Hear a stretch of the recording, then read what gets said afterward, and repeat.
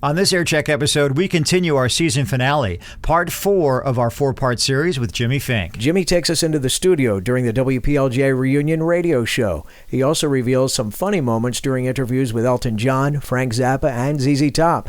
The late Rush drummer Neil Peart tells Jimmy how he felt about being famous. Jimmy talks about his current radio show on 107.1 The Peak in Westchester, New York, and one of his most remarkable moments of his career. It happened at 92.3 KROCK in New York with Howard Stern. Here we go.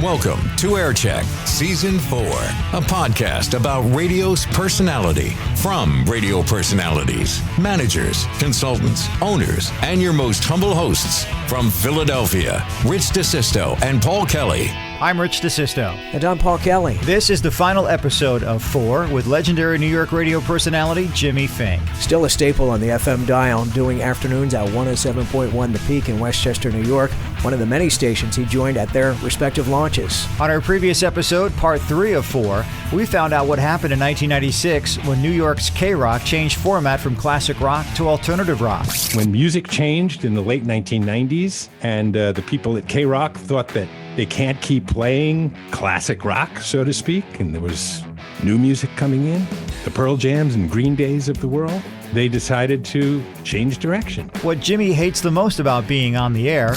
One of the things that I hate is being on the air when somebody dies. I always tell Chris Herman, when Paul McCartney passes away, I want to be on vacation. I don't want to be here. Jimmy also shared with us his interview with Mick Jones of Foreigner. A couple of times I was with Foreigner. One time was at their manager's office. His name is Bud Prager. I was interviewing them for this program called Supergroups in Concert. I did that with Foreigner and the Allman Brothers and a few other bands. And his daughter's encounter with Sir Paul McCartney.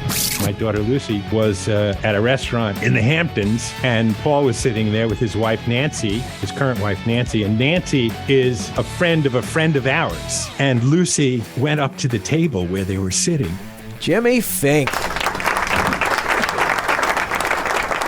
Well, as we discussed earlier in this 4-part series with you, Jimmy, radio stations change formats. And almost 50 years after WPLJ was launched, it went dark. New owners came in, changed the format to K-Love. They made the switch at 7 p.m. on May 31st, 2019. But a few months prior, in February, there was a celebratory send-off, a reunion radio show. Talk a little bit about that. That must have been a pretty special moment. And who was in the room? Well, Jim Kerr was there, Carol Miller, myself. Pat St. John was not there. He lives in San Diego now and does his Sirius show from his home studio in California. But the three of us were there. Shelley Sunstein, of course, was there as well.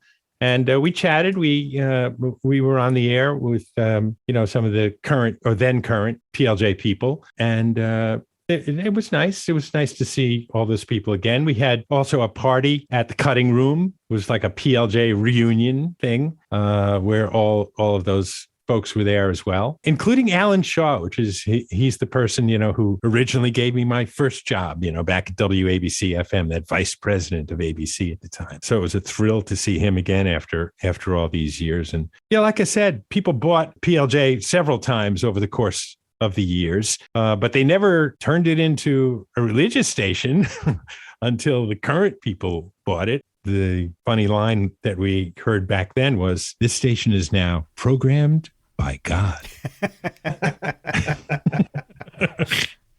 So yeah, I don't know one person who listens to it either. No offense to the Christians out there, but I don't know who's listening to that in New York. Hit you with another rapid fire. Again, the names that you've gotten to meet backstage, on the phone, in the studio, just incredible. Elton John. Elton John I met also a couple of times. Most memorably was the time when he came into the PLJ, into one of our studios at the time for an interview. I remember the funniest thing about that interview was, I was thinking about Frank Zappa for a second. I'll tell you a Zappa story after this. Please do, yes. That's because it was in the same room. But Elton was there, and there was a pile of carts on the table. These carts, for those non-radio people, they looked like 8-track tapes. Yeah. And if you're probably, under 40, you might not know what an 8-track tape is either. But anyway, it's a little thing, like a little bit bigger than a pack of cigarettes. It's a tape, enclosed tape in a plastic case. And there was a whole a stack of carts on the table when I was interviewing Elton. And he was talking and gesturing with his hands. And one time the hand gesture knocked over the entire stack of carts in the middle of the interview and made a big, horrible crashing sound onto the tape. And Elton leaned into the microphone and he said, "Excuse me, my earring just fell off." So that was funny. And then Frank Zappa, that's why I wanted to go back to that, because that was in the same room there, one of the production studios at WPLJ. And as I said, I'm always prepared for an interview. So I was sitting in the studio there with some rock and roll history books in front of me, the history of rock and roll, or Rolling Stone magazines, this and that, or the Almanac of Rock. And I'm just looking up some interesting things about Zappa to ask him. Of course, I know a lot about these people, but when you get into an interview situation, you want to come up with something. You don't want to ask them, things that everybody asks them. You want to dig deep and do some research and come up with some questions that, that are not always asked. And so I'm there with these books out in front of me and preparing for the Zappa interview. And all of a sudden the door opens and Frank Zappa walks in the room and goes over and sits down and looks around at the table and saw all the books open to the Zappa page. And he looks at me and he goes, "Oh, great. You had to look me up?" The interview is pretty much downhill from that point. We've all had those. Yeah, absolutely. Yeah, not all the interviews that you do with these rock personalities are thrilling and great. Sometimes you come away and they're just not that good, How about ZZ Top? Some of them are good. ZZ Top was farting all through their interview. That was also in a hotel room at the Waldorf. It was kind of weird to be with ZZ Top at the Waldorf Astoria. You don't think of them as the high class, high echelon people who might be staying at the Waldorf in a suite of rooms. But their song, "I'm Bad, I'm Nationwide," was there at the time. And as they're farting through the interview, one of them, Dusty Hill, I think, leaned into the microphone and he goes, "Oh, we're bad. We're farting nationwide." And the writer specifically said there must be spittoons in the Waldorf for these guys during this interview. No toilet paper, but spittoons. Jimmy, what about the late, great Neil Peart? Neil is the drummer of Rush, of course. Also, I think, wrote a lot of the lyrics for Rush songs. Very, very intelligent. Not super friendly, but, not nasty in any kind of a way. But also very honest in his discussion with you, and really didn't like his position. He liked being the drummer of Rush, but didn't like the other part that goes with being a rock star, the public persona of it all, and that everybody wants you and everybody's after you all the time. And so Neil was not a big fan of being a rock star and told me so. It doesn't suit me at all. I'm not made for it. I find it very embarrassing and uncomfortable to be known to people who I don't know, to have strangers come up to me and think they know me. And it's not a matter of arrogance or anything, it's just pure embarrassment. I get embarrassed and very uncomfortable by it, so consequently, it makes my life miserable. So 107.1 The Peak debuted, I believe, in 2004, and once again, you arrive at an inception point, almost 10 years removed from the radio bug. Talk about that mind trip and how you ended up there and how things have been ever since. Well, after the bakery finally met its demise, there was a couple of years in there where I helped out some friends with marketing and their companies. I actually worked for one of these like restoration companies, that thing you see on TV, like it never even happened, after a person has a fire and you come in there with your machines and do the cleanup. And this friend of mine worked there and wanted some marketing help, and I helped him out there for about a year or so. And then one day I was driving around in Westchester and I saw a bus poster that's indicated 107.1 The Peak would be a new station. I said, maybe we can get back into that. And called up and got in touch with Chris Herman, who was a Boston guy, didn't really know that much about me, maybe knew the name because I did do some of these nationally syndicated shows, and I was a radio fixture in New York radio for 30 years or so. But when he told his wife that Jimmy Fink contacted, she said, "Are you crazy? Like, get him, because she's a Jersey girl, who listened to PLJ and KROCK. Once again, I found myself at a radio station just starting out, a little bit different from some of the other stations because it's not a big corporate scene like ABC or, KROCK was, with tons of people outside the broadcast booth, salespeople and promotion people and staffs in every direction and big offices. And this is just a little local station in White Plains. But yeah, started working there right from the beginning. Happy to be on the air again. And I've worked there longer now than I've worked at any radio station. Wow. Worked there for it's almost 18 years. In June of this year, it'll be 18 years that I'm at the Peak, which is just a fantastic radio station because rock is not just classic rock. Didn't stop in the 1990s. There's so much new music coming out still today that's worth it. Okay, maybe it's not the Beatles and the Who and Queen and Led Zeppelin, but it's good.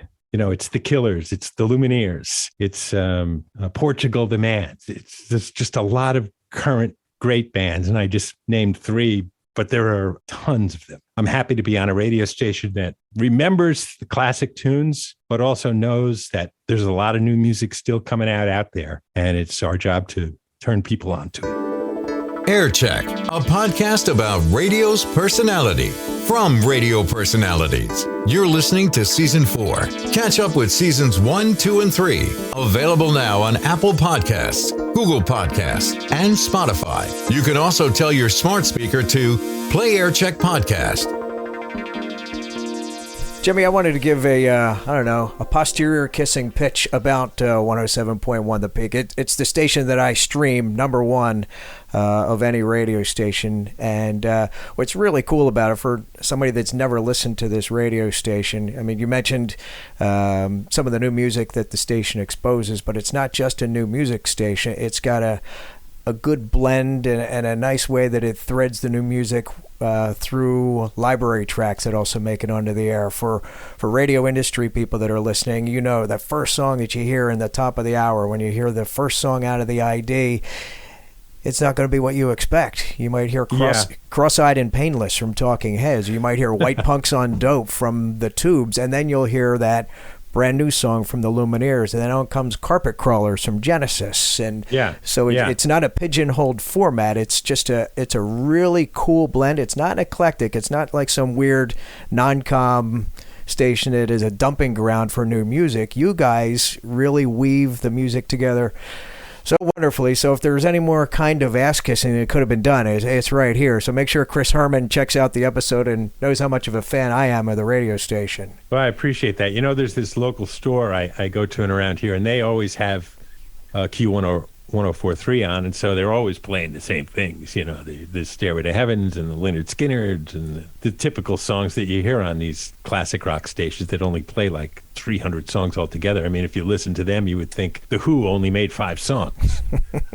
We try to play some, as far as the classic rock songs. Yeah, we do play the Crocodile Rocks once in a while, but we also try to go a little bit deeper and play, like if I'm going to play an Elton John song, I know on my show today I'm playing, I Feel Like a Bullet in the Gun of Robert Ford, kind of a deep track from Elton that you don't hear all that much on the radio, but sounds great. And I can remember in the first couple of years of the Peak, man, people would just be coming out of the woodwork and just not believe what they heard on our station. After you listen to it for a while, you do realize that there's a format and songs do get repeated, but certainly not as often. I mean, we have a music library of tens of thousands of songs, and we're not just playing the same 300 songs over and over again. So it's a fun place to work, and it's just a tiny little community. Chris, a coach, our morning guy, and me, we're basically the triumvirate who carries the station, especially since the pandemic. Just recently, in the past few months, some of the part-timers have come back. I broadcast the show from home. We do have a formal office location, and there's a sort of a makeshift studio there, but it's not really your typical formal radio station. And it's also not your typical formal radio station from the listener standpoint either. Well, that's the beauty of radio, because you would never know any of these things. I've got this image in my head of this radio station where each of you guys are walking up and down the hallways and in and out of the studio, and I'm in radio, and I've got that image. So You're doing you're doing an excellent thing. Thank you. It's fun, and it's music based. People don't talk about the music so much on the air anymore. I remember one time I was listening to Z100 and somebody had called in. I don't remember what the context of it was. Sometime in the middle of the conversation, they were asking about the song that the Z100 had just played. And the disc jockey basically was saying something like, well, I don't know what we played. We're not listening to the music, And so, at the peak, it's completely different. Most of our chatter is chatter about the music, although we do talk about local things happening or things that happen. I talk about things that happen in my life or whatever, but mostly it's music centric. And there's not too many radio stations that are that much anymore, music centric. Well, it's refreshing to see a station try something different. The pandemic notwithstanding, this new competitive age of digital distractions has, put a hurting on radio. And some of it is self-inflicted. But then there's a station like The Peak, perhaps leading the way to new formats. I like it. There was this radio station in California, KROCK in San Francisco, that a few years ago changed formats. They had a format similar to The Peak. And it's really, it's in the history of radio stations, it's one of those classic radio stations, KROCK. They just one day changed format, just like I talked about before, that a radio station is not really like your friend. They can change personality at any time. And all of a sudden, somehow, they discovered The Peak, and we have this enclave of listeners that are just very responsive and part of the radio station, but they're across the country. In San Francisco, there's just a ton of those people that are listening to The Peak as their local radio station because their local radio station went away one day. So just a nod and a wink to my fogheads in exile that might be listening to this podcast out there in San Francisco. Jimmy, 2022, 52 years on the radio, looking back through it all, what rises to the surface as the most remarkable for you? Certainly one of them is working with Howard Stern. I worked at KROCK and I did just about every show on KROCK over the course of my 10, 12 years there. Morning show, midday, nighttime, afternoons. And one of the best times was when I did the midday show right after Howard's show. My shift was 10 to 2. Howard, of course, on from 6 to 10, but never, ever ended his show at 10 o'clock. Nevertheless, I felt the responsibility that I was being paid to work from 10 to 2. So at 10 o'clock in the morning, I would walk into the studio, whether Howard was finished or not. And I became part of the Howard Stern show for a couple of years. And that was just absolutely thrilling. And I never heard more from the listeners or people in my life. I had been on the radio for all this time, but nevertheless, very rarely would somebody say, hey, I heard you say this on the air. I heard you say that on the air. But when you were on with Howard, all of a sudden, just random people like the person you meet in the supermarket might say, oh, yeah, I heard Howard really ragging out on you today, man. And it was great. And also sort of changed. I think I changed when I was part of the Howard Stern show because I became much more real. I know Howard is very real on the air. People would think that maybe that he was denigrating me in some kind of a way, but it's not really that way. It's more just like being in the studio with a friend of yours and he's just busting your balls, when you see the twinkle in his eye when he says something about you or something like that, it's nothing personal. It's just part of his shtick and he's your friend. And also, I sort of felt after being part of that what am I going to be able to say on the radio, or how am I going to approach radio that's going to be something that's outrageous when I work for the radio station where Howard Stern works, and he's the most outrageous individual you ever were on, ever. And so it sort of changed me, and I became much more real on the air and much less of a disc jockey and more of just a person. When you're on the radio, you might be talking to thousands of people at once, but you really got to approach it like you're just talking to one person, because there's only one person listening on the other end. They're not gathered around like in a Madison Square Garden, all listening to you, all those thousands of people. They're just one person out there, or a couple of people. That really changed me, and that was one of the things over the course of the time that you mentioned that I've been on the air that was a realization and a moment for me. Well, I was happy to hear you say that and not interviewing ZZ Top. Next time I go with ZZ Top, I'm going to bring some Febreze into this studio with me. What the pandemic has definitely taught us, Jimmy, is there is no more 5-year plan. We don't even know what's going to happen tomorrow. So that aside, how do you see your future? How do you see the future of radio? And what would you like the course that you continue to go down look like? It's tough. Obviously, since I've been on the air in 1970, everybody knows I'm not in my 40s. I'm in my early 70s. I really don't have any reason to retire because it's not like a full-time job in a way that you have to go from 9 to 5 every day. I do my show pretty rapidly. It's only a few hours a day, although there's a lot of, because of the special shows that I do on the Peak, including this program called the 10 to 10 and the After 6 section of my show, there is a lot of pre-planning and pre-recording stuff that goes into it. So it's not just the hours that I'm on the air that I'm working. But I don't know. I don't feel like I got to retire. Someone came on Facebook that was an old friend of mine who just discovered me on Facebook and said, "Oh, you're still doing that?"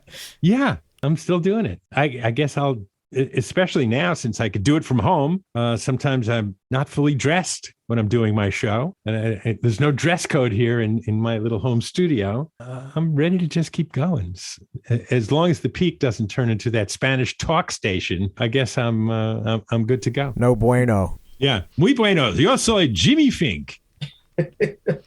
Well, Jimmy, I, for one, want to take the opportunity to say thank you for your time. And thank you for playing Renegade from Styx in the spring of '78. I'm going to give you the credit for that. So on I PLJ. could play that on the 10 to 10, although I wouldn't stick that into the normal format of the Peak. I don't know. Think that might be one of those songs that I hear, when I go in that store that I mentioned that plays the same songs all the time. Well, every time I hear it, it brings me back to that first time and how it remains part of a turning point in my path for the love of radio and for rock music. And hearing you tell your stories today and your time at KROCK, those were the days that I really was introduced to you.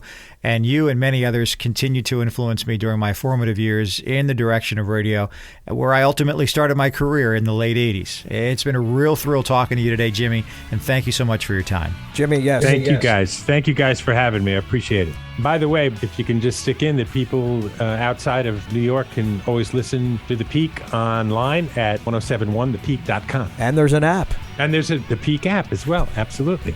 Yeah, you want to get your socials in there? I know you have a lot of fun with there was a time ... in your posts, which are very, very cool to read. I have a very extensive collection of rock and roll and radio paraphernalia, and I'm generally posting something almost every day. I don't use my social media to talk about politics or anything that's controversial in any kind of way. I'll just put up an old belt buckle of that I might have gotten from Capitol Records back in the 1980s or something like that. Every day there's something interesting that I put up and sort of tell a little paragraph about it. And follow me on Facebook and Instagram, and definitely tune in to 1071thepeak.com to listen to me on the radio from 3 to 7 New York time, and from 6 to 7, the After 6 section of my program is something that you just don't get on the radio anywhere in America. Jimmy Fink, what a career. And still going strong. Why retire? Indeed.